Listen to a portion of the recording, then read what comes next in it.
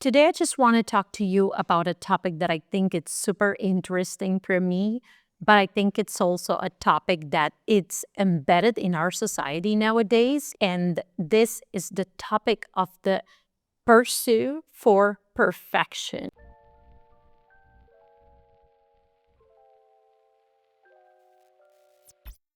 Or the quest for perfection. What do I mean by the quest for perfection? Well, this is something that I obviously have noticed a lot, and I'm sure a lot of you have noticed it too, not only in our generation as millennials, but also across other generations, especially millennials and Gen Zers. Like, I think it's the two generations that have definitely pioneered on this problem that we're having nowadays as a society. Why do I call it a problem? Because, guys, the quest for perfection is turning our lives upside down.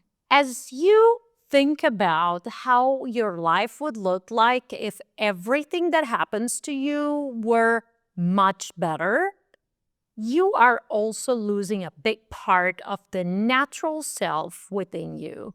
And by that, what I'm trying to say, guys, is that I think that we are definitely losing ourselves and our essence as human beings, just trying to find for the perfect version of us in pretty much every angle. I think we're doing this when you think about it, we're doing this with our couples when we're looking for that perfect person by our side. And we're doing this with our friends when we try to have like the best friends that can go out there with us and go on trips and then be present in every single one of our moments, whether it's a happy moment or it's a sad moment of our lives. We try to just find for that perfect friendship, that perfect couple where we have this crazy standards that we expect the other person to accomplish. And of course, other people have crazy standards as well. So at the end of the day, the standards are so high and the stakes are so high that you will never reach that perfection. You will never be that human being that you're pretending to be. And not only, like I said, one of the biggest dangers that this new way of thinking proposes is that we are losing, like I said, the very essence of who we are. And we're turning into a version of ourselves that is not only unreachable, but it's also not true.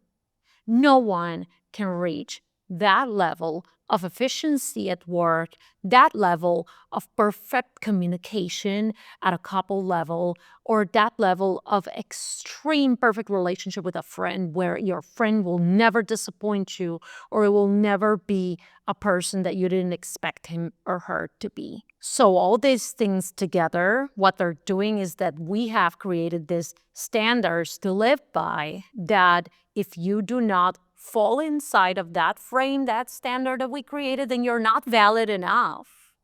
And we're not valid enough. So actually, in that process, our self-love is going down too.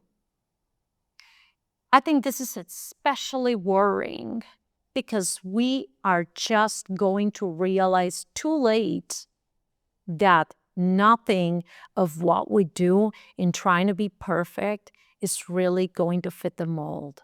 Even think about it. I see it with girls out there in society or guys, going to the gym, trying to reach the perfect body shape, being perfectly fit or looking perfectly beautiful. If that's the standard that you're living by, if anything, you should be looking for something that satisfies you. Like, look at yourself in the mirror and say, I like the way I look. But it's not about, this cutthroat competition where you're trying to look like someone else or like a standard that has been proposed out there on the social media so that you should be looking like this. And at the same time, at a professional level, the same thing is going on. Everyone is like expecting you to be like an expert at everything that you do. If you're working, you want to be the expert in your field of work. And you want to be perfect at what you do in the company and the results that you yield as a worker. and then the company that you work for, and then the team that you have, and the results that team is yielding to. So, what is it really about perfection that has led us to be this way? I think it's that after social media showed up, we began comparing ourselves constantly to other people at a personal level, at an intimate level, at a physical level, at a professional level, at company level. The competition, not only between businesses, but also between human beings, is so strong that people have lost the capability to look inside themselves and just focused entirely on the outside. And when you focus on the outside, that's when you're not you anymore. This also affects people when they're learning. If you're permanently comparing yourself to someone else when they talk, how do you focus on your own progress? How do you make sure that you're progressing effectively and that you are making progress if you're not actually looking at the way that you have progressed, but the way that someone else does it? I want to sound like this person. I want to have this level. It's good to have a goal, but you work on yourself in order to make progress. You don't focus on someone else to make your own progress. And that's where we're wrong. And I think if we don't change that, if we don't have the ability to bring back, because not always the new times are better, I think it's important to strike a balance and be able to look back and say, hey, our parents used to do it better in this way. Why don't we just go back to that and mix it up with this that we have today, this improvement we have today, and find a better path than thinking that everything that is different or that everything that comes with a change associated, like I mentioned before, is gonna be better. It's not always better.